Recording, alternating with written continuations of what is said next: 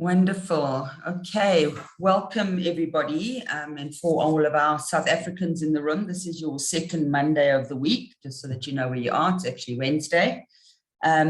This is the next of a series of 4 sessions that are being hosted with our colleagues and partners at TKG with BPESA. So we are running 4 series, and this is the second, which I'll unpack in a moment. For all of our South African community, you'll well be aware that we are seeing unprecedented interest in the country as a desired offshore location for a number of reasons, and many of these we did unpack in the previous session. But we have created a master plan which has been co-created with industry and government, and it's really about focusing on how we can achieve our audacious goals of 500,000 jobs by 2030 through the global business services and BPO sector in South Africa. And a key part of that is really looking at the demand stimulation. But in order to support that demand, we need to make sure that all of our operators are well geared to be able to support that interest. And this is really where the series comes in. So from a TKG perspective, the Knowledge Group, an exciting firm that's really looking at shaking up the world of sourcing, bringing in machine learning and analytics to come up with the best practice sourcing models and making sure that outsourcing delivery is really turned on its head and can support the growth of the local South African community as well as others, but we're looking at South Africa today. And it's really about taking the complexity out of sourcing. So the last session that we hosted in May, and if you haven't had a chance to engage with that content, we do have that recording up online on the BPESA YouTube channel. We looked at the buying cycle and what source markets are looking for, and really sort of unpacked that and gave us some insights into exactly what we should be doing from an operational perspective. Today is really exciting, and we're looking at succeeding within the global business services sector and how new and innovative emerging channels and platforms can assist. And to help us really unpack this, we've got 3 fantastic speakers. So we're excited that Mariana Ritz has joined us today from Ritz Consulting. And her focal area from a consulting perspective is really looking at operational excellence and really putting people first. So that's looking at the employees and the customers. And she's going to be unpacking that a little bit more, along with the founder, the co-founder and chair of TKG, Dave Rumble. And then, of course, our expert coming in, Spencer Brooks, is going to be supporting us with the conversation. So before I pass over to Dave, just to let you know that this is supposed to be interactive. So please do utilize the chat box, put your queries and questions in so that we can make sure that we're responding to your questions. The team are definitely going to be available post this call, and we will be sending through the recording as well as any references that we make to certain documents or additional knowledge sources. But really, please get involved and use this opportunity to learn and share with one another. It's really about how do we build South Africa as the top global offshore destination that we know it is. So Dave, on that note, thank you very much for joining us today, and let me pass over to you. Thank you. Thank you, Tracy, and obviously welcome to everybody. Welcome to our second session from building out with the Knowledge Partnership with TKG and BPESA. So I think it goes without saying that first off, before we start getting into the session, I'd just like to recognise that it is National Women's Day. So to all the mothers, daughters, sisters out there, keep it real and keep it going. Thank you very much for all that you do. So especially for organising us on this session. So you know, the input obviously valuable. So just wanted to recognise that. Well, look, thank you everybody for attending. So you know, the title of this session is about succeeding within the GBS sector, and it builds really on the first session that we held back in May, as Tracy's highlighted. So please do go back, have a look at that, because that will provide the context and the continuity of the conversation that we're having. As Tracy's highlighted, we're very much looking for a conversation, and so please do feel free to contribute whatever and whatever thoughts, whatever ideas that you may have, or questions or concepts, please feel free to chuck them into the Q&A in the chat, and we'll do our best to answer them here. So look, before I get in, I'll just give you a little bit of an overview of TKG. For those that haven't come across us, you may well have done. So TKG is, I think, still classified as a startup, despite being a couple of years old now. We're a digital sourcing company, and essentially using technology in a way to support and demystify some of the things that go on in sourcing practices, particularly the kind of the nuances of little black books and all of the things that go on there. So our role really is in the provision of information and in provision of data to inform sourcing decisions, using technology to support that, and analytics to support that, to give clients a better way to source. GBS predominantly is where we're focused. So we are a digital sourcing company. I think the best way to describe us is we're a bit like a Tinder, or if you're in South Africa, a Badoo of sourcing. So we give the opportunity to match two organizations together using the data to inform that sourcing decision. We're very focused on giving a voice to small enterprises, and particularly those that can provide evidence and a track record in the ESG criteria. So anything that provides an environmental positive benefit for the environment and climate, anything that provides a social context, so anything to do with impact sourcing, and clearly from a governance perspective, those organizations that can demonstrate the provenance of good management in a company. So we're very focused on providing a voice to the smaller audiences, smaller suppliers, smaller organizations, and give them an opportunity for dialogue with bigger organizations. So this partnership is very much focused on SMMEs. We're deliberately excluding larger suppliers for that reason. So this is all about kind of raising the standards. So I'm going to get back to today. So Tracy has provided a little bit of an overview, but I'll be remiss of me not to say who we are, so you know who we are. So I'll apologize for Spencer so he doesn't have to. So he joins us with COVID. So obviously we're using a medium where he's suitably distanced from everybody. So if he starts sniffing and coughing, you'll know why.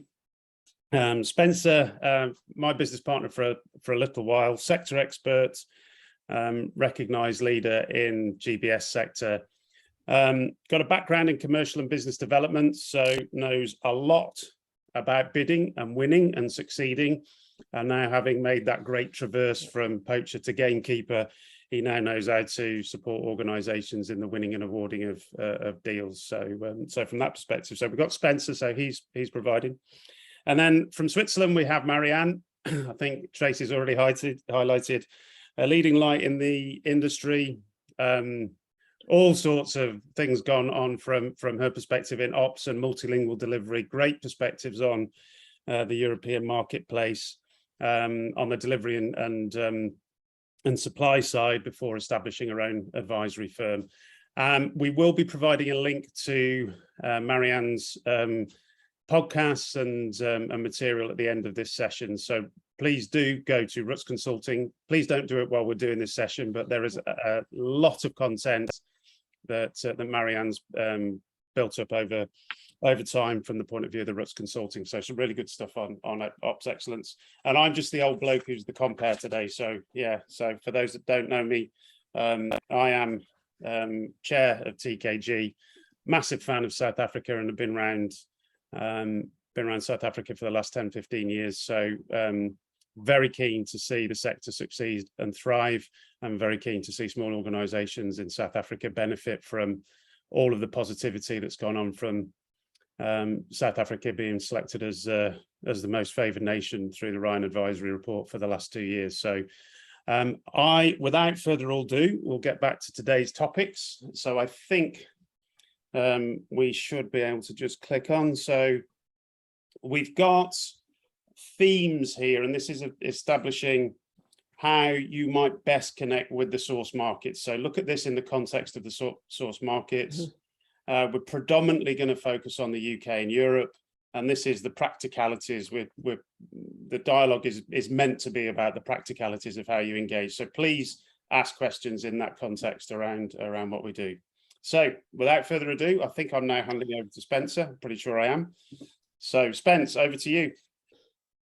Thanks, Dave. Thanks for the warm introduction and personal profile of myself and Marianne. So as Dave said, we're looking to do the session around how you kind of can connect into these kind of source markets in UK and Europe. We would usually used to call it the whole of the EU, but now that the UK have decided that they're not so friendly and don't want to be in that party anymore, obviously we talk in the context of the UK and Europe. So one of the biggest things, I suppose, is to talk about at a top level is some of the kind of macroeconomic factors that are affecting that kind of landscape at the moment. Mm-hmm.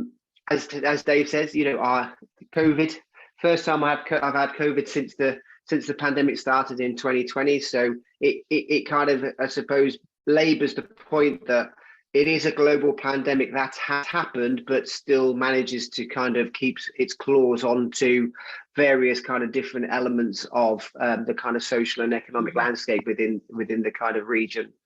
We all know about the numbers around, cases and deaths, which is obviously a very sad kind of picture, but there's other things that have come with that as well. The government in the UK alone spent 30 billion in quantitative easing and support services over the kind of annually over that period, which is like 35% of what they would normally spend on top of just general kind of borrowing.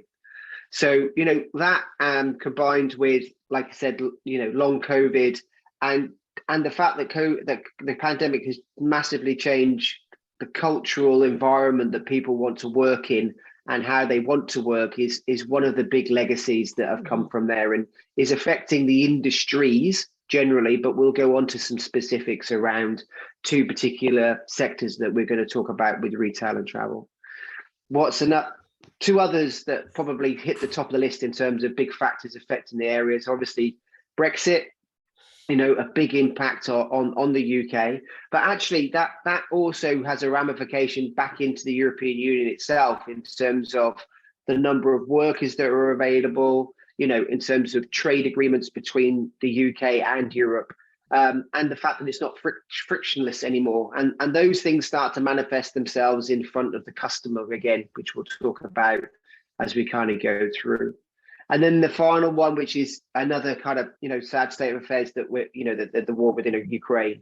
And again, that is impacting the European Union, probably more so than the UK, with things like, the cutting off or the reduction of gas supplies into Germany, where, to be fair, they'll be getting to a point probably this year, like within South Africa, where there will be outages to the point, that the supply will just not meet the demand that needs to happen within the region. And that's kind of coupled with the fact that, you've got global sanctions on Russia, which is impacting oil prices. Who would have known that, Ukraine is the fourth largest output of wheat for the whole of the globe. It is one of the bread baskets of the globe. So those things are affecting multiple impacts on different parts of the economic and social fabric of what's happening within the UK and Europe. So what does that mean in retail and kind of travel? Well, some of those things have created kind of, a significant amount of inflation, in terms of salary requirements, what people are expected to have because of the cost of living crisis that are happening across the UK and Europe. And that's driving different perspectives. It's also driving different behaviors. In the UK, just in the last 6 weeks, we've had 25 different disruptions in the rail industry, whether that be via cancellations because of supplied staff, or whether that be through unions taking strike action. So you have that, and you have that also in the travel sector as well. And I'm sure that's probably also happening down in South Africa with regards, people being able to support checking passports. It might be cabin staff, it might be kind of baggage. And all those things are driving a significant amount of agitation in the customer landscape as well, which is what Marianne will definitely kind of bring to light as we go through the kind of discussion today. And obviously for retail, the biggest parts of what's happened, you know, the pandemic affected China so much that output and that supply chain is still disruptive, and it's not really kind of eating its way through. Even now, online retail, there is significant amount of lack of stock available for people. And, you know, that just-in-time delivery that everyone expected in retail is just not there anymore. You know, it's just not there to happen on the next day. So customers' expectations have always been high, and that's suddenly now kind of, especially in a period when people want it at a cheaper level, and it's not. So costs going up, you know, lead times for delivery getting longer, you know, false deliveries, you know, not being able to kind of get to places you want to. All those things are disrupting the kind of marketplace. And so what does that mean? What are the kind of three big things that are probably happening in that kind of operational context? It's definitely an agitated labor market. Mm-hmm. The melting pot of inflation, of Brexit, which is the pandemic that has made people think differently about how they want to work, means that workers have a greater right and are having a greater voice about how they want to work. Whether that be pay or where they work or the environments they want to be in. In the UK, there's been some statistics later that, you know, 14% people will apply 14 times more for a job if it's working from home, as opposed to if it's working in the office. So that culture has moved massively. And, you know, with the cost of living crisis, people don't want to travel. And because of inflation, they don't want to spend money where they don't need to. So actually, the labour market itself has become quite demanding in what it wants to do. And that's kind of injected by unionisation, especially in the German market, which Marianne has a lot of experience of, in terms of how the workers' councils and everything have a significant tightening on how you will be employed or how they want their benefits and everything to be kind of exposed. So that's the context of what's kind of going on and the scene setting of it. What that means, though, is there's massive pressure in the GBS sector because of either demand that needs to be serviced or the fact that in-house teams can't be recruited or delivered, or even outsourcers in the environment within that kind of UK and Europe are looking for other source markets, and therefore are potentially reaching out to other organisations that can help support either from a lingual perspective or just from a capability, which is where Marianne's knowledge of those particular challenges and also how to kind of get in with those organisations to articulate the benefits of organisations is paramount to success in the GBS sector.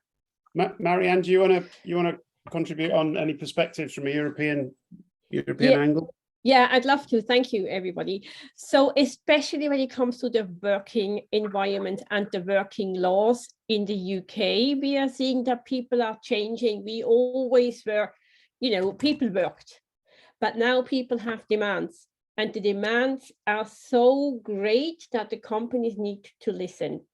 Going to Germany had always a very protected working environment with working councils where the worker have a voice, and that voice must be heard to the point that the day-to-day business can be disrupted. And everybody just kind of knows that. Now, the challenge now is with all the other disruptions going on, the demand of servicing becomes greater. And there is where the opportunity lies for people like companies in South Africa to go, hey, we can actually support that. If you go to other countries, for example, France, with very strict working hours, how many hours you can work and when you can work, you know, there is gaps in service delivery and they need to be closed. And go to a high wage country like Switzerland. Here, the salaries have become so ridiculously high that firms are thinking, oh my God, how do we budget? We can't meet the requirement. And that's where the opportunity from a working perspective definitely is there, where firms look and think, is there a better way, a different way of delivering the service? Spence, just coming, I guess, for the audience there, coming back to kind of, I guess, the supply side dynamics in the marketplace. Are you seeing, obviously we've got consolidation, you know, the recent announcements of the coming together of Majorel and Sitel. Are you seeing anything in the smaller suppliers, just in terms of these, these kind of macro issues affecting the smaller suppliers and making them shift their propositions to meet the demands from the retail and travel sector particularly? Yeah, so I think there's a couple of things with that that's interesting, is that actually some of the smaller providers in the UK are actually managing to be able to recruit better than some of the bigger ones in terms of some of their capability, because even though there's home working and it's a kind of from anywhere kind of perspective, you still need to have an attachment to a brand or some kind of entity. So actually they do find the opportunity to recruit, but just don't have the scale to deal with some of the challenges that are needed within that kind of retail and travel sector. So even they are looking to partner or discuss or work with other organizations within the kind of South Africa kind of region, because there, as we talked about, interest rates are rising, therefore custom money is happening, therefore capitalization is a challenge for small companies. So they're already looking at how they could partner through other organizations to leverage the capabilities within the South African region. So I think there's going to be further consolidation, I think, within the UK. Ultimately, I think that will happen. But I think the smaller players, if they get their strategy right, of which we are helping some of those organisations with that, actually I think they could flourish quite nicely, because people still want to have a smaller engagement. Some of the big organisations, as in who are outsourcing, like to work with small size enterprises. And that's why the stuff that Marianne's going to cover is so important, because there is a great opportunity for you to get involved in that kind of dynamic change in the market.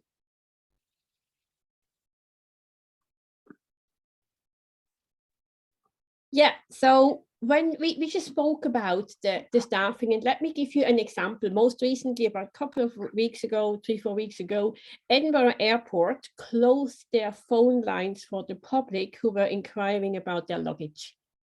So there were a number of things in place. The luggage the luggage delivery had broken down. The luggage was all over the place. Nobody could find anything. Subsequently, customers get upset, customers get angry, customers in the contact center. Contact center couldn't handle A, the call volume, and B, the upset customer query. So what did they need to do? They closed the phone lines. Now, for a firm the size of an airport to do that, that is pretty desperate. For people that are looking to help and they think, oh, I have the skills, you need to try and figure out what is actually going on beneath the story. What happened here? Why did that airport close their phone lines? Because the one reason was they clearly did not have enough staff, which is a well-known phenomenon in the UK just now. Not only do we have labor shortages, we have skill shortages, and people, as Spencer just alluded to, are not necessarily prepared to work any hour under the sun. So therefore, what we previously called unsociable hours, and we will pay a premium for because it was going late into the night, people may happily want to take that, but they may not want to work between 1 o'clock lunchtime and 3 o'clock because their children come home from school. So that whole land shift has changed. And here is where new suppliers can offer an opportunity just by knowing where the gaps are. Another big challenge has become the language capability for many of the British firms in particular. And without going into much politics, but what Brexit really did for us in the United Kingdom was that seasonal workers with great language skills, whether that was Polish, Romanian, you name it, any of these, even French and German, they would come, they would work for a year or two, perfect their English and leave. These guys are not coming anymore. Why are they not coming? Because the employer needs to get them a work permit. In order to get them a work permit, they need to pay a salary of £25,000 per annum. Now, that's not exactly the starting salary the industry, from an outsourcing perspective, would want to pay for a frontline advisor. Even with language bonus, it's becoming a challenge from a budgeting point of view. So if you go and try to understand how various firms suffer from a staffing perspective, and you can address that, then you have already an opportunity. You have a platform, you have an audience that will listen to you, which then directly links into the second part of the costs. I have just recently worked with a company, and I think over the course of about 8 or 9 weeks, we reforecasted the current business year at least 6 times, driven by the economic changes, the COVID, driven by the supply chain challenges, then the budget challenge from a headcount came into play, and the salaries. So every firm in the UK at the minute is very, very tight on cost. And in order to deliver a service, they're going to think, well, do you know what? This is people. We can take cost out there reasonably fast. They take the people cost out, maybe reduce their customer services team, for example, which ultimately leads to the fact that the calls aren't answered, the emails aren't answered, chats are not answered. Guess what happens? Trustpilot reviews, Google reviews, all these online reviews go down, and you damage your brand. So as a new supplier, if you can help a company to protect their brand by delivering a service on par or better what they would have done at home, here is your audience, here is your platform where you can talk to people, because that's what we need. Last but not least, we're witnessing a real challenge on trust. Now, what do I mean by that? Companies usually take a while to trust somebody, and trust needs to be built. Over the last couple of years, definitely throughout the pandemic, this piece of relationship management and building the trust has become really very obvious and very important. By that, I mean, you can't come, and I am a foreigner in the United Kingdom, and I came there as a foreigner, and I needed to really go and build that trust. Now we have all the social media, we have Zoom, we have all these online meetings. It's much easier to get and connect with someone. But it also means the effort needs to be made that you do kind of make that connection and try to demonstrate that you are there to listen and to help. And that does not happen overnight. I think in the last masterclass, we talked about that relationship building and relationship management within businesses in the UK. You are looking at 60, 90, 120 days. So you want to get in there, you want to make it happen. If you have the skill, you have the knowledge, you have the people, and as a business owner, you could help. So take that opportunity and work it up, basically. So I'm going to come in and ask you both of you two questions. So I'll start with you, Marianne. Yeah. So look, there was an interesting piece this week from one of the UK's leading retailers. I think there's this term now, the Great Resignation, and the effect of a large proportion of the workforce taking themselves out of normal work and putting themselves into a position where either they're choosing not to work and becoming, as we call, economically inactive, or choosing as Spencer's referred to, a portfolio life. Just in terms of understanding those staffing challenges, or just in the operational context, and coming back to some of the things that you were talking about that clients are facing, those two dynamics. Do you see? I mean, this is a pull for trying to get the youth back into. Yeah. Do you see a shift in the demographics of frontline work or frontline workers do you see that being a kind of an industry issue where South Africa, with so many youth and so many people unemployed in that, kind of 20 to 25, 30-year-old, do you see that as a big advantage and a place to play? Oh, absolutely. Yeah. I was recently involved in a recruitment campaign for a leading furniture retailer in the UK.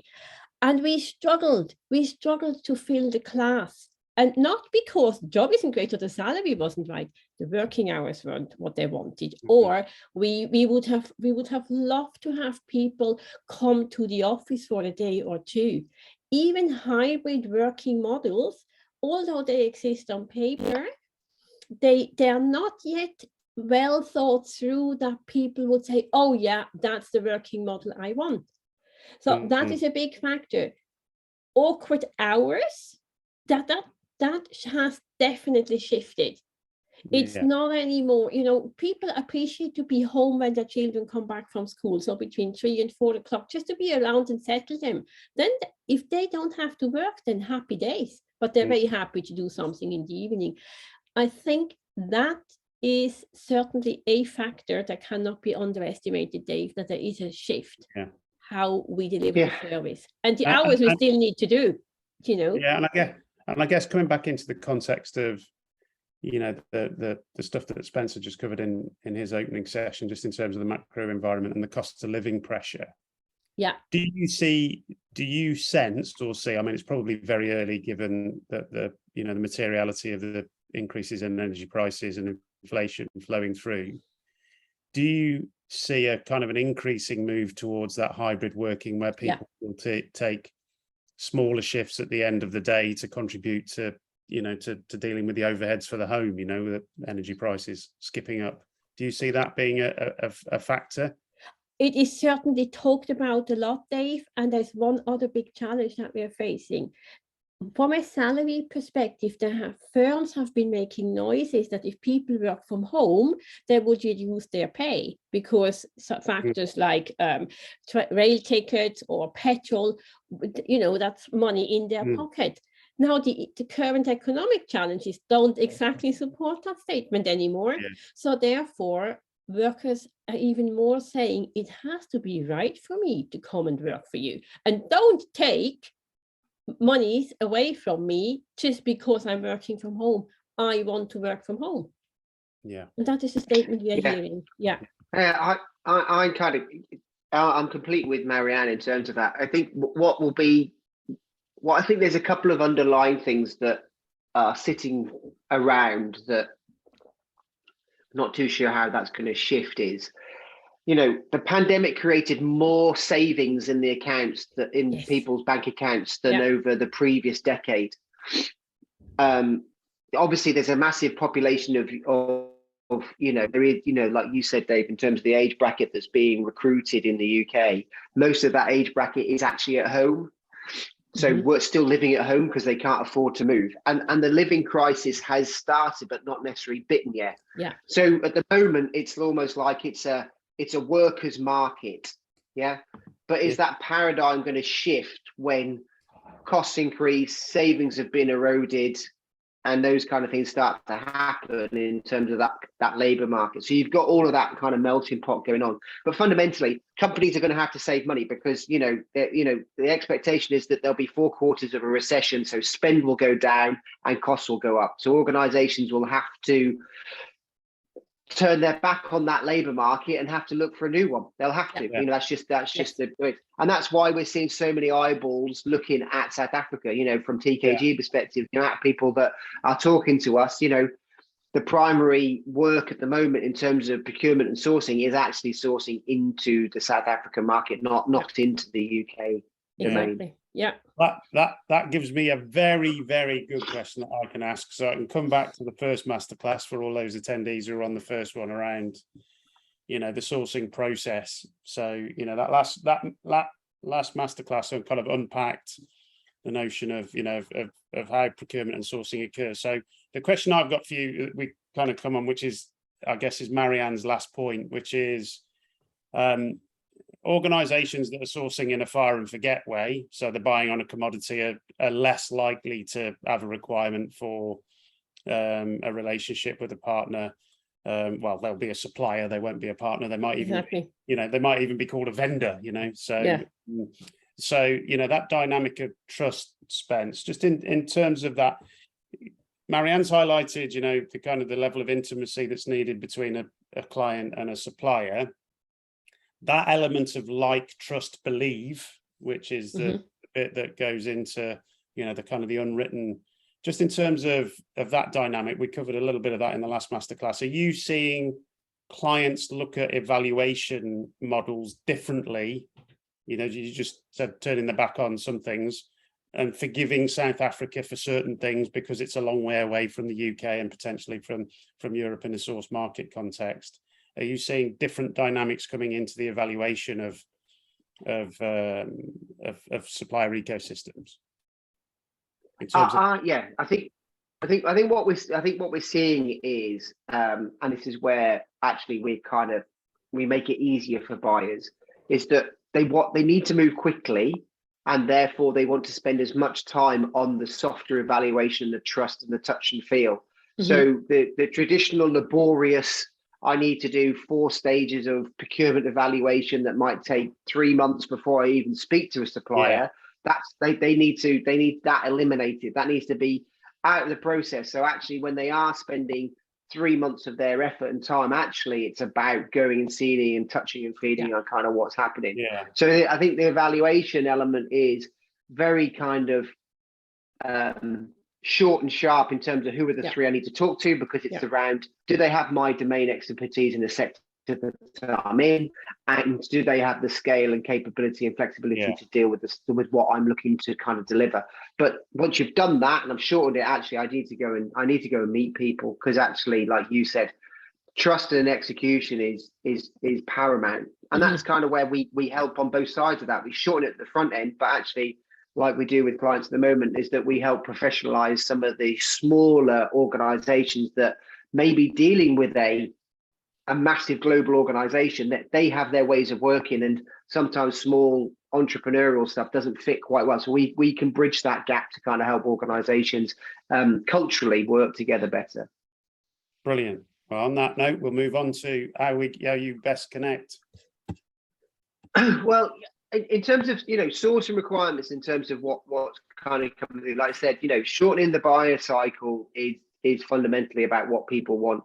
There's a whole of market angle as well. People are definitely asking for independence. Do they get advice on everything? So as we kind of seen previously, it's normally about who's got the biggest PowerPoint presentation, who can stand up and tap dance the best. We're trying to eliminate those kind of things. So actually the discussion is more symbiotic about what's going on, what's going to happen between us as a relationship with each other. There's definitely a move around it not being one. So would like to have, rather than everything in a big supplier, looking at enterprise solutions where there's a master service relationship where 2 or 3 vendors can play together in a relationship with a buyer. And there's definitely, when you look at the UK at the moment, there's definitely about capacity.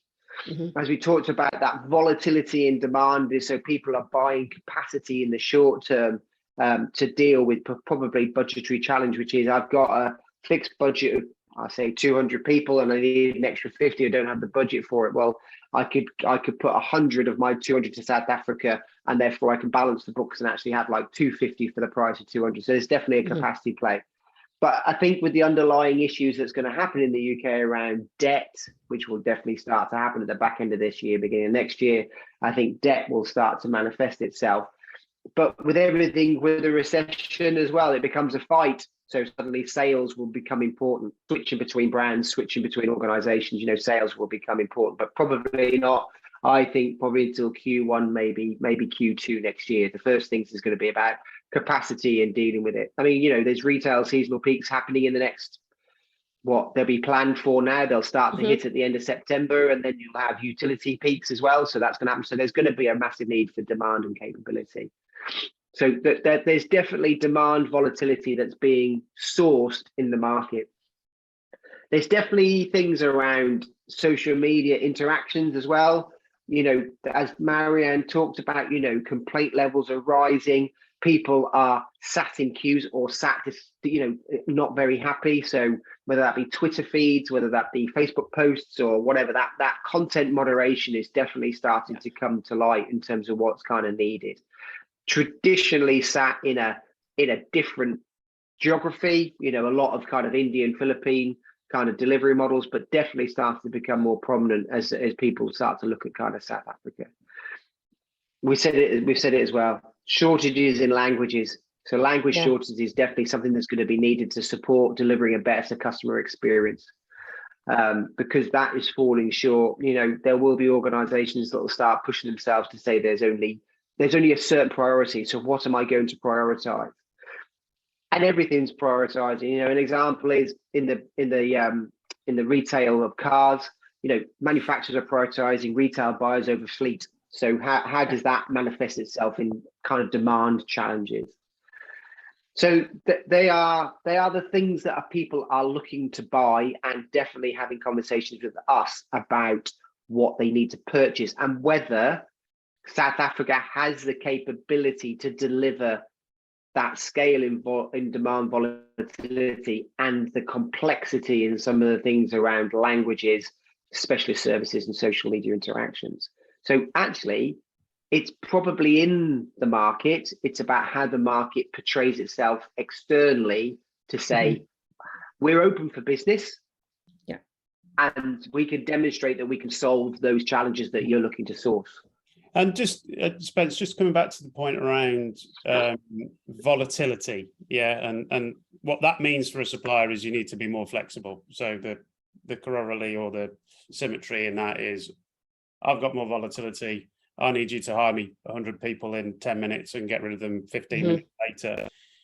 Is there any recognition that you're seeing from that, kind of client side marketplace that those asks are getting more, probably, I guess more tricky they're definitely tricky because of what we're hearing from a UK perspective, but are you sensing that those asks are getting, probably pushing the envelope of delivery capability, so more flexibility, so going from 0 to 100 in a week and then ramping down 2 weeks later? Are you seeing more of that from a sourcing perspective? Yeah, and to be honest, if you compare it to like 5 years ago, everybody who was a buyer, or even to be fair, an outsourced service provider, always assumed that a contract would have a minimum term. It'd be 12 months and, you'd get an element of things going on. Those things just aren't happening anymore. The ability for people to buy in the market and buy it, like you said, 2 week notice to ramp up, and actually you only have anything more than a 3 or 4 week commitment to that and then ramp down again, is becoming more and more prominent. And I think what you have in the market as well from a supplier perspective is, they've sat on quite a significant, there's a lot of suppliers that have made a significant amount of money from a pandemic public sector delivery perspective. So they're sitting on quite a lot of cash, but also sitting on an expectation that they want to maintain that revenue of what they've had previously. So actually they're willing to do that. So that's probably something that, the region, South Africa region needs to kind of deal with. That is going to be the case. It is going to be short term, but prove yourself, and those things can last years. But it's not going to be a year's commitment in paper. It's going to be a year's commitment in your ability to deliver, and actually the relationship. Going back to that thing, people do want to partner with someone, but they just don't want to get locked in for something indefinitely. Yeah. Well, look, I'll come to you, Marianne, just in a second. So I guess, from my perspective, just in terms of seeing the size of deals that were being put together, the 1,000 FTE deals 4 or 5 years ago, pre-pandemic, and the client seeking one supplier to deliver all of that. I think, those demand requests are unreasonable of one organization unless they've got 50 sites and are able to ramp up. So, the ability to build out an ecosystem to meet those demands in a way that, that doesn't put the burden on one location and one place, I think is definitely a place where South Africa could play. Coming to you, Marianne, just in terms of those language dynamics, are you seeing anything where organizations are tapping into European languages, but using an English destination. I mean, there's always been a lot of talk about India being able to use translation tools and things like that. Are you seeing many of those kind of dynamics where people are relying on actually Anglophone core labor and core skills to be able to deliver those solutions? There is a trend, but again, as Spencer already said, it's nowhere near, oh, well, let's have 100 English speakers and we use a translation software. Because the issue with translation software is if the translation is done poorly, you upset the customer even further. So from a technology perspective, there is a lot of technology out there, much closer to what we have seen 4 or 5 years ago. One springs to mind, future.ie. Their translation from a chatbot perspective, for example, is really very, very close to a human being. You're still talking to a chatbot. However, from a language perspective, I think in Europe, people need to remember we only now have one destination in the European Union, and that is Northern Ireland, where we can have people, physical people, language, physically spoken, and very, very good English. So where do we go? And the experience with some offshoring to India and the Philippines, we have seen waves of work coming back in the UK pre-pandemic. Now we are saying, oh, where are we going to go? So there is this appetite to engage in other destinations that can provide a good combination of translation capability, language capability, and has an openness to say, let's just try, even if it's just 10 or 15 FTE. Yeah.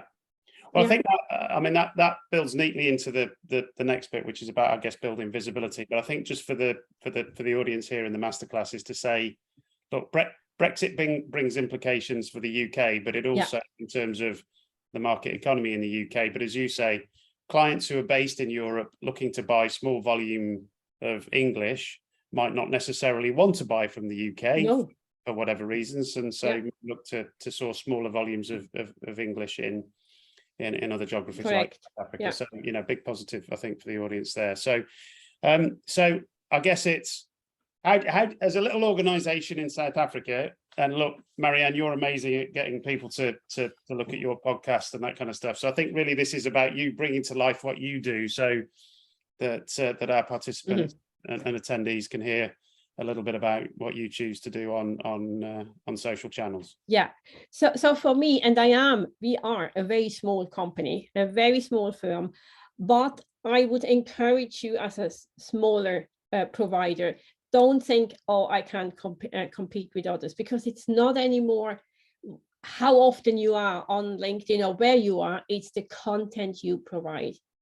And from a visibility perspective within our industry, LinkedIn is certainly still the one platform where people go and see, who are you?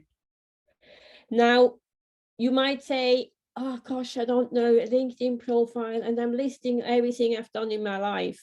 That is probably not the best LinkedIn profile anymore nowadays. Your profile is the opportunity to demonstrate what you can do, how you have helped companies. So it's much more personal, much more about yourself.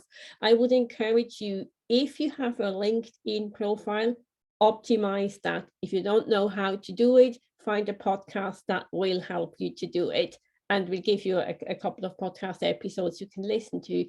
But also, if you have a company page, utilize that. You have probably seen TKG, everything that we are doing here, these masterclasses, they're all pushed through the company website on LinkedIn. They're always there. Why is that important? Because people will get a feel for you, and you don't have to compare, or the feeling of, well, I'm not as good as. I know that's human, but try to overcome it, because this is basically your opportunity to demonstrate what you can do.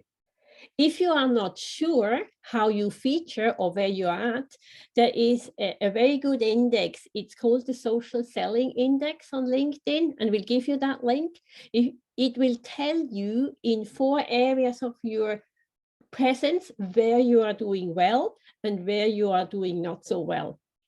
And for example, on my SSI index, interestingly, on relationship, which is one of the four areas that are measured, I always score 25 points because I know that's what I'm doing really well. So I need to focus my content on the other areas that I'm not that high. And if I get that right, I know that in the bigger picture, I am pretty much there or thereabouts. So I would encourage you to utilize that tool. And it's the same with any other social media tool that you're using. And you don't need to go everywhere. If you want to go on TikTok, happy days, go. Spence and I had a really cool discussion, you know, how would you be wanting to go onto TikTok because it's very popular. If it fits your brand, if it fits your profile, by all means. But should, you know, try to be excellent on the platform you are choosing. And that will help to elevate your profile. So that's definitely the first point that I want to make. The second one, which I think is greatly undervalued on the impact underestimated, is go and see what is out there from an awards perspective, customer services week, etc. Not necessarily to participate yourself, but to see how it's done. I have just recently judged on the European Customer Services Awards, and I will do in the next months on the German Customer Services Awards. What I'm getting to see how people work in their businesses, I take a lot of learning away, which I then bring to my clients.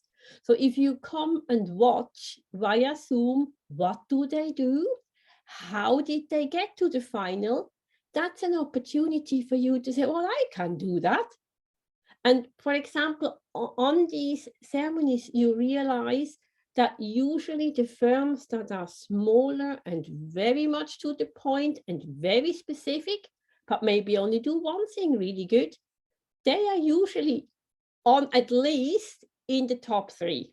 They may not always win. There's always people, companies that may do more.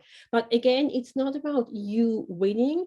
It's about you seeing what's done and applying it in your own business.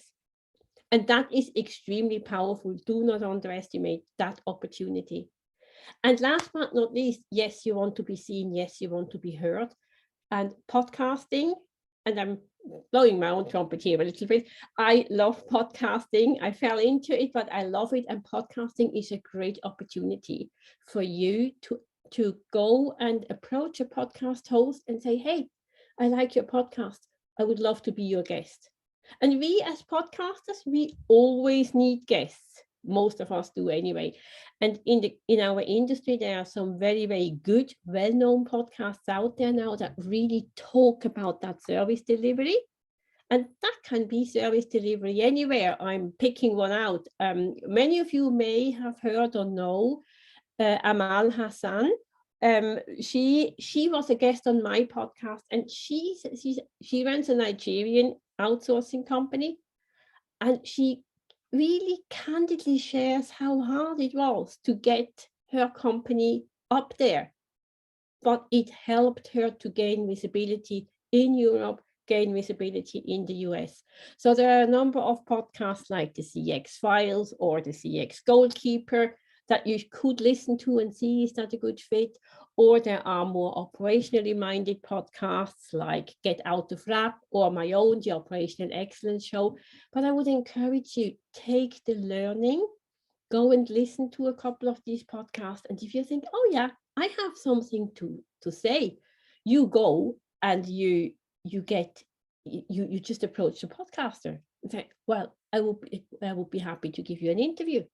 And most podcasters will say, yes, thank you very much. Let's see what we can do together.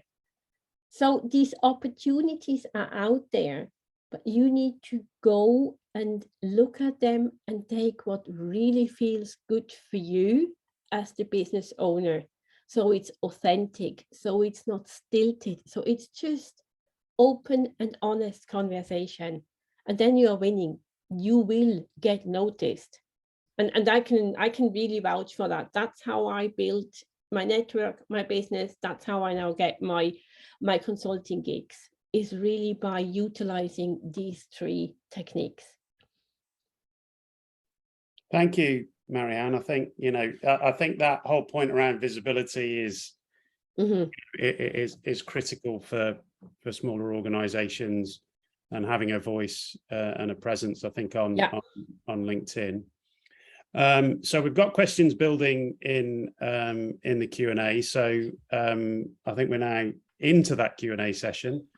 So it seems if you can use, we're not doing visuals, so we're not switching people's cameras on. So coming back to the beginning, if we can, if you've got questions, if you post them in the Q&A function, which is at the bottom of the screen or at the top of the screen, depending on how your Zoom's configured, then we'll get to them. If we don't get a chance to get to them all in the next kind of 15-20 minutes, then we'll make sure that we've got those transcripted and we'll come back to you individually. We do have and have had some questions, so if it's okay, I'm going to start with those, if that's all right. So the first one's going to come to you, obviously, Marianne, given that last topic area. Now, there's like hundreds of choices about which communities and which social channels to be in. You very succinctly described, the benefits of LinkedIn as a tool. Have you got any? Are there any other channels? I think, are there any other kind of lessons, I guess, from LinkedIn that you could say? So 2 questions. Are there any other channels that people should look at, or is LinkedIn, the best for business? And then a follow-on to that is, what do you do in terms to, what are the little tricks and sneaks that you can say from a LinkedIn perspective? So are there any other channels? Yes, there are. In my business, we are also using Instagram, and we're using Twitter. And we use a tiny little software called Buffer. So what goes on LinkedIn goes on Instagram, and it goes on Twitter. Buffer. Buffer, yeah. B-U-F-F-E-R. B-U-F-F-E-R. That means I post once, and it goes on to 3 platforms, and it's coherent. There are, for everybody on really important. There are other channels available. Yes, yeah. But so it's buffer.com, yeah? Yes. Okay, cool.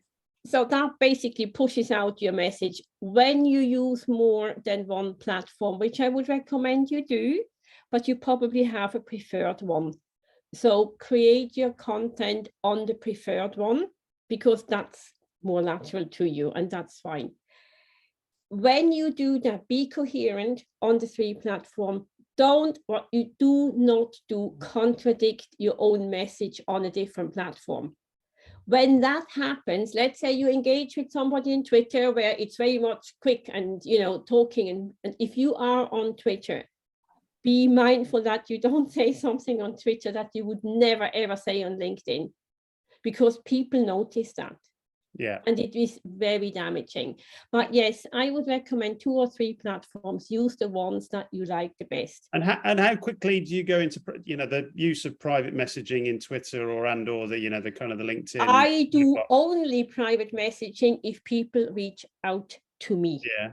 I have not yet come to the point where I would go and say, oh, hey, I've seen you commented. I'll do that on LinkedIn, usually still under the comment section. And when it then becomes a more personal conversation, I move it into the personal conversation. Yeah, and I think there's a balance to be held here. Yeah. I hate to be messaged on Messenger, even some stranger, because he saw something on LinkedIn and didn't even use LinkedIn Messenger, but used Facebook Messenger, for example. I just can't cope with that. Yeah, and then I guess there's hundreds and hundreds and thousands of organizations that are offering services to stimulate demand through LinkedIn. Yeah. How quickly do you move a prospect from LinkedIn connection, so somebody who may or may not know you, into being, I don't know, a voice or a video? So that kind of they've engaged with you, they've engaged with your content from a podcast perspective, they've seen something that's amazing, they've reached out to you on LinkedIn inbox. How quickly do you move that to a Teams or a Zoom, just in terms of those video connections? Reasonably, very timely, very often very timely, because there is a connection there that I want to kind of harness and want to see, can I help more? It's never a cold sales conversation, if you wish. For me, the social media is the opportunity to, I call it, share my brownies, right? This is the talent I have. This is the resources I have. I know somebody that can help. I have a library of articles, for example, that I then share. And from that, it usually turns into a call where somebody rings and says, can we have a coffee? And when we get to that, I know, okay, now this is about me and the business and what I can offer to the company wanting to engage. Yeah. So we all have so much knowledge, every single one. And it kind of saddens me that we think we need to keep that knowledge to ourselves because our competitors could watching and copy us. Well, so what? There's enough room for everybody. So sharing the talent and really just I wouldn't say I give it away. Of course, I think always, hopefully at some point this becomes a client of mine, but it wouldn't hold me back not to share. Cool. Right. Well, I'm going to flick to the Q&A. So Peter's been busy with raising questions. So I want to bring the first one to you, Spence, which is around the types of roles that you're seeing demand for, just in terms of that procurement and sourcing exercises. So Peter has asked, which roles are companies typically looking to offshore, specifically to South Africa? So what types of role, what types of frontline skills are you seeing flow through into those kind of procurement exercises? I mean, it is over a completely, the majority are service orientated, in terms of that. I think it's what's been spoken about so much before around the capabilities within South Africa, so therefore it's the kind of leading light. I think the point, and I think this is kind of the bit that Marianne is kind of saying, is that there's a role to play in all organizations, whether you be a SME or a major organization, to present all capabilities in South Africa and make that resonate through. To Marianne's point, there is plenty to go around. So whether it be, for organizations talking about collections or talking about technical or whatever, those case studies should be shouted from the rooftops. I mean, if people want to be a member of TKG, that's exactly what we do. We bring to light through data all of the capabilities and the service architecture that is available within the country. But I think that could only ever be enhanced by others shouting from the rooftops about what they can do. So, but at the moment, it's service. I don't think that means that there's a restriction on what other people would do, but they need to know about it. Yeah. And look, I mean, the relativity I could chip in on, just from a kind of an industry level, the relativity and the size and scale of those sectors in Europe and the UK. I mean, the market size, frontline work, particularly for that frontline customer care, customer service work, is enormous. And even if it was a very modest 5 or 10% shift in that work offshore, and if South Africa benefits from 20 to 30% of that, I mean, you're very comfortably heading to an industry that's got a scale at that 500,000 level, which obviously is reflected in the South African government supported master plan. So I think there's a definite kind of, as you say, Spencer, keep on focusing on those areas where the country has strength, and equally where there is client side demand. So can we just come to this question, because this one keeps coming round. It came round a little bit in the last masterclass, and somebody's obviously asked this before today. So the myths and risks of outsourcing to South Africa. I think the myths and risks of offshoring generally are legend. We don't want to be shifting work to places that we don't know. But is there anything specific that you're seeing, Spencer, that that the attendees today could could look to mitigate in conversation, or obviously BPESA and Cape BPO and other organisations supported by DTI and others are promoting the interests of South Africa exceptionally positively. But are there anything that specifically that calls out in procurement exercises, maybe some low order technical things that you've come across that that attendees on this call might need to address? Well, I mean, there's obviously, when you've got sourcing events going on, you've either got the educated or uneducated. So obviously people who are educating themselves before coming to market understand some of the challenges that fundamentally can't be overcome, so outages, in terms of, kind of load shedding that happens in South Africa, those things are kind of out of people's control. But the ones that are uneducated, I kind of made the point previously, it's going to be about face to face, and it's going to be about truth and honesty. And I think that's the thing that are coming through. So all of the bad news stories that have happened previously around South Africa, and whether it be about the riots that were happened during some of the pandemic period, whether it, like I said, it's kind of load shedding or whatever. I actually think some of those things are just now being seen as they're just understandable, because it's happening actually in our own region now, isn't it? Political unrest and people voting with their feet. Actually, people are probably starting to be a little bit more kind of accommodated to the fact that those things are just happening. So the thing that going over those hurdles it's just about presenting in the best light, but the most truthful light, what is the ability. And I think the biggest thing is scale of ramp up. That has to be truthful and honest. And I think that's where multiple providers together, to your point around some of the scale of opportunities, it's better to work together than it is to kind of think that you can do it yourself, because some of those things are just going to be too big for one person to swallow. So definitely I think ramp up and truthfulness of capability to ramp up is the probably single most important, because it's about risk mitigation for organizations. Yeah.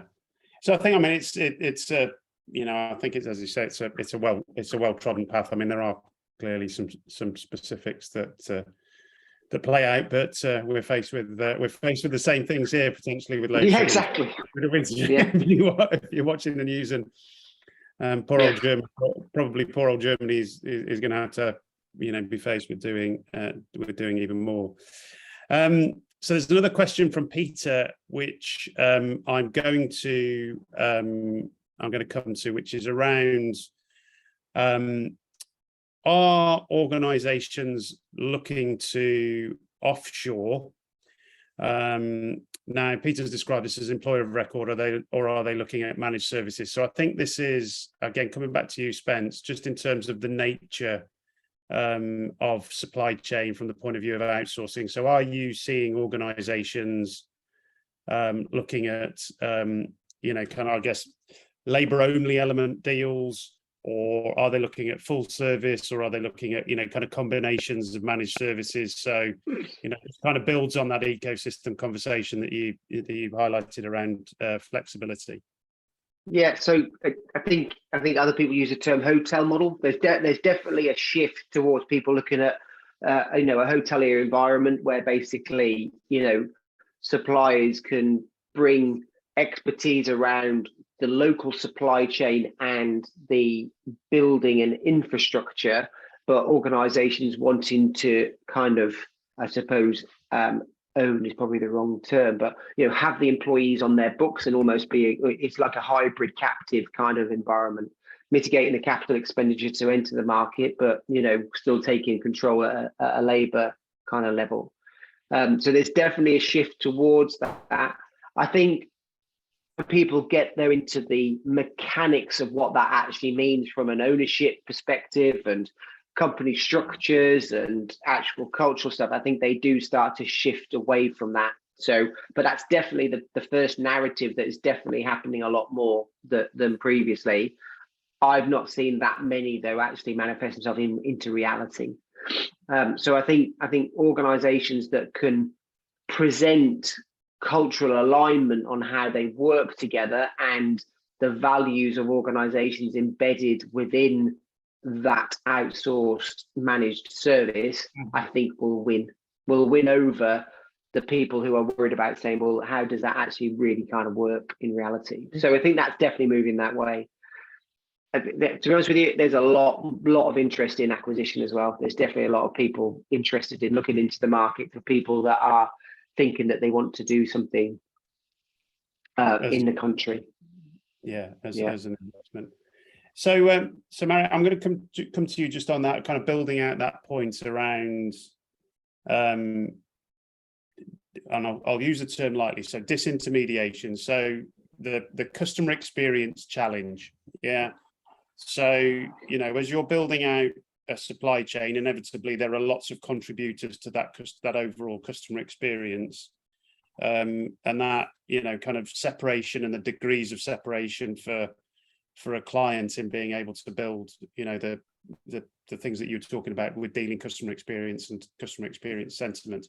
Are you seeing any innovations or any great things coming out of that, just in terms of the way that clients are engaging with partners to develop more progressive relationships and partnerships, so different, maybe some, I don't know, I don't want to get into commercial models, but different relationship models that help with customer experience?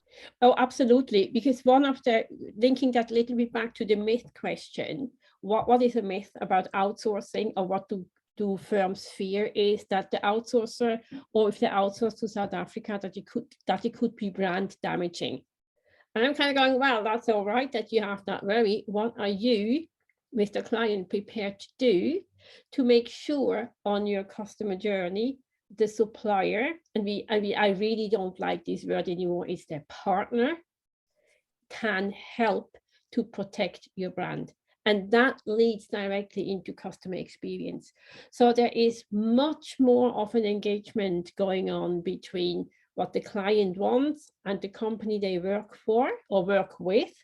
And there is much, shall we say, combined exercises by way of workshops, or developing, let's say, let's use the quality assurance framework, for example. It's not anymore that the supplier says, oh yeah, we have this quality assurance framework, we apply that to your customers.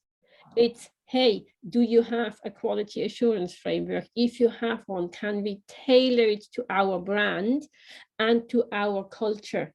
And if you, as a small entrepreneur, are able and willing to go down that route and seek that engagement, then your customer experience has certainly the most a good opportunity to succeed, and you be successful on that journey, supporting your client on that journey.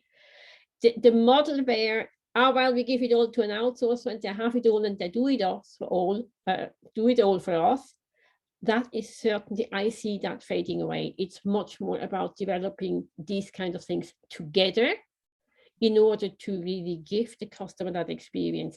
And also there is the piece of the employee experience, which we shouldn't forget.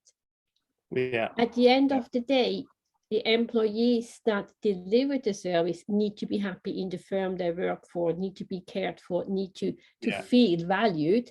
And if all of these components work nicely together, and they're not always working at the same, speed together, I get that, but they work together, then you're winning.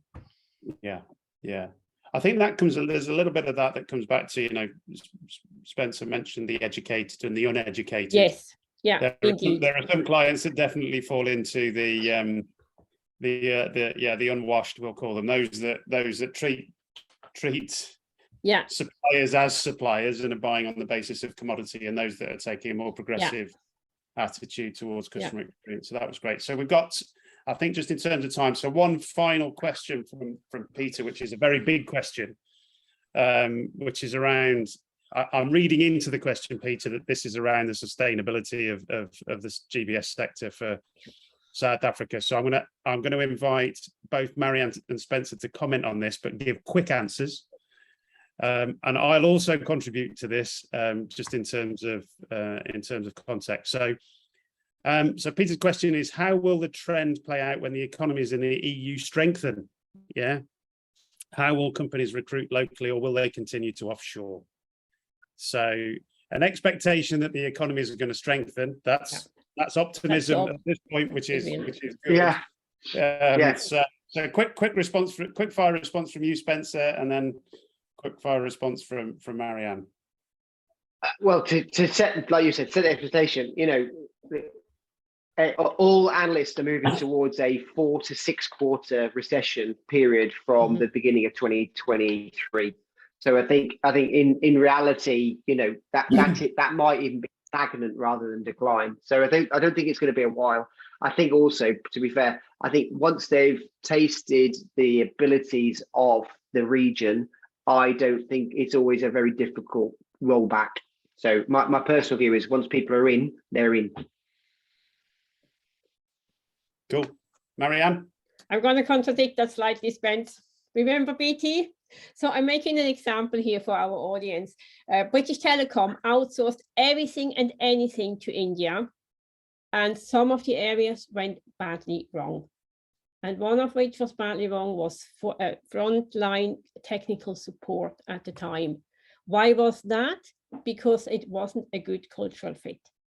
So to Spencer's point, if you as the service provider can manage that relationship well, you are a good cultural fit, you continuously try to better the relationship, your employee engagement, etc., then you are winning and you will keep your business. If you don't, we have seen it in the UK, the business can roll back, but it's our gift to make it happen that it stays where it's served best for, not for you necessarily, but for your customer. If your customer is happy with the service, they couldn't really care less where the service comes from, as long as their queries and their issues are resolved. So that, well, I was going to pick up on that point, so I won't pick up on that one. I was going to say it doesn't actually matter where service is delivered from, as long as it's delivered well. So what I will say, Peter, is just in terms of, look, the gains that South Africa's made in reaching the high status of most favoured nation are based on 20 years of hard work of a lot of people in South Africa to do that. I sense that momentum that South Africa has got will continue to build. I see less of an issue with the EU UK economies because and even the US economy to a certain extent, because there'll always be a need for nearshore, offshore outsourcing, particularly for frontline services. So I would actually say the bigger threat is that those markets around you might mature, potentially learn from the experiences of South Africa and accelerate their own thinking. So I think I would look less to the source markets, because those source markets will present opportunities. There's an inevitability to that because of the economics in those countries, and really start to think about, well, look, how do you focus and put yourselves, if it's customer care, focus on the needs of the source market, focus on the needs of those clients in those source markets, and really stick to your knitting from a South Africa perspective. So, there's a lot of great work that BPESA are doing and others in promoting South Africa as a destination. So, so I think that's us all done with questions. If there's anything else that you think of, you come back and you watch the recording of the event. It will be posted online. Then feel free to raise questions. Just in terms of, I guess, on behalf of TKG, I would like to thank Spencer first, and thank you for your contribution. And Marianne, as always, thank you very much. I know you're a member of the TKG club, so from that perspective, it was great to have you along. I'd also like to thank the ladies behind the scene in TKG, Charlotte and Eloise, who pulled this together just in terms of the programme, and to Tracy and Natasha at BPESA for engaging with attendees over the past week. So this masterclass programme is a series of at least 4. This is the second, so please look out for the next one. That will flow through from a BPESA perspective. I know Tracy and Natasha will reach out at some point to engage with you on those. If you want to talk to TKG, then we're at hello@welovetoknow.com. If you want to go and have a look at our website and or join the club, you can join our club, then please go to welovetoknow.com.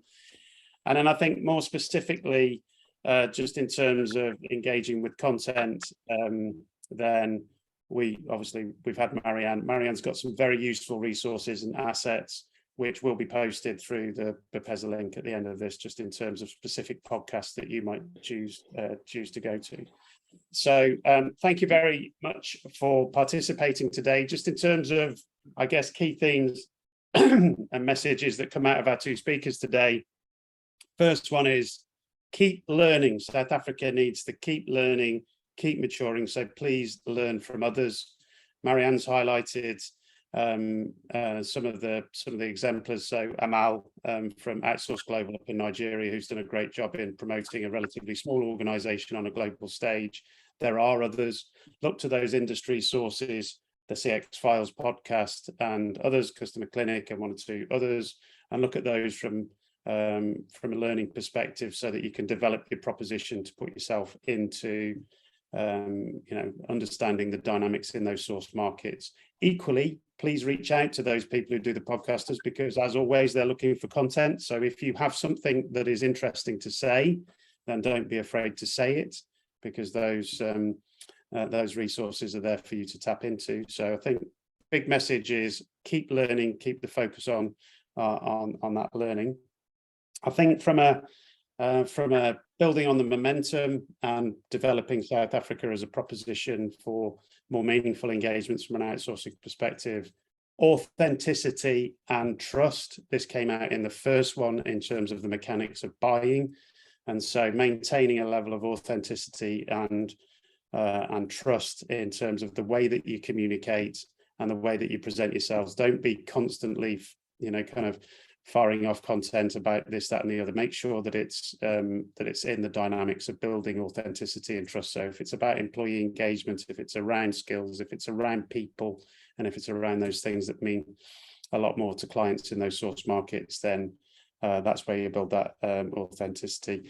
And then the final point was really just in terms of looking at those buyer needs. So whether it's flexibility, whether it's being part and contributing to an ecosystem, whether it's around skills and the build out of skills and talent development, that focus on making sure that you are driving your proposition and driving your services to addressing those buyer needs, I think is clearly singularly a very focused and targeted objective that everybody should have.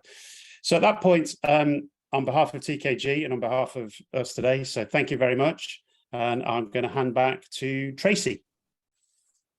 Wonderful, Dave. Thank you so much. Just huge amount of nuggets there. And you've done a really great sum up on what it is that Spencer and Mariana actually shared with the community today. There's just one or two little things that I wanted to add in there.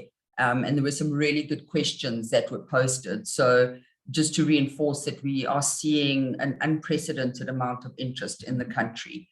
For all the reasons that were raised already, global economic and social disruptors that we've seen, South Africa definitely standing out more with the awards that we've won and just really showcasing the capability that we have. Definitely our sweet spot will always remain the English-speaking CX side. However, there is a lot of growth and development in our professional shared services and then equally so in the digital space as well. Massive need for digital requirements from global organizations. And that's across digital, really high end, looking at your data engineers and scientists and going sort of down the channel looking just sort of for ITO type support. One of the things that I did want to raise though, and it was a really good sort of question that came out, and thank you for responding around the South Africa and how to educate. We do know that we are quite well positioned in our more mature source market, being specifically the UK. It's sort of home away from home. If you mention South Africa, your UK community knows where on the global map South Africa sits, more than likely have family or friends here or knows a South African locally. So the pitch and the sell into the UK is slightly different to what it is into the North American markets. So there's a bit more education that needs to happen there. And there's a lot of perception work that needs to be done around perceptions around South Africa within the African context. But 100% agreed that South Africans historically are quite apologetic for who we are and what might be going right or wrong in the country. We don't shout enough about what's going right, and we apologize for any little thing that goes wrong, including global disasters like floods, which was very little doing of our own. But to the point that was raised, a lot of the issues that we're seeing in South Africa are happening globally. Doesn't mean it's an excuse, doesn't mean that we just accept it, but it does mean that we can have a slightly different conversation about what is going wrong globally, and we may be seeing the impact of those things locally. For example, things like load shedding. So it is about speaking to it, acknowledging it, and sort of moving on, because some is within our control and some's not within our control. What I would suggest is important, and you mentioned the word being authentic, and one of the things that BPESA really aims to do, working with our member community, is reinforcing and making sure that we are all pitching and selling the country in the same way. And our value proposition to the world remains that we are an affordable, quality, scalable, English-speaking destination across the CX community, as I mentioned, with growing professional shared services and digital capabilities. We do know that we have a plus 80% conversion rate if we get investors, clients, interested parties to actually visit South Africa. Once they land here, a lot of the perceptions disappear the second they land at the airport. And then when they start engaging with the warmth of the community, we definitely see a shift, and that is when the buying actually takes place. And it's great that there's a sort of an innovative entrepreneurial spirit that our community has and our operators have, because definitely that whole shift on how clients are engaging, looking for JVs with multiple partners, looking to shake things up a little bit. South Africans definitely have an appetite to do something differently, to do the new thing with clients, which is super, super exciting. So when we have our event in November, our annual GBS BPO investor event in November, that is where we're encouraging our operators, our partners to get their leads, their clients, their those that they've been engaging with that may be on a cold list, those that are definitely on a hot list, get them to come and join the community, to see the sense of community that we have in South Africa and the ability and capability to deliver to the needs that they have. It's just a really great gathering that we have anyway. For those that were at the last one in 2019, obviously COVID put a little bit of a dampener on things, but it's really just about reviving that and running our 2019 event again in 2022. So we're looking forward to everybody getting involved in that. But enough on that side. I just really thank you to everybody for your time. Thank you for your engagement.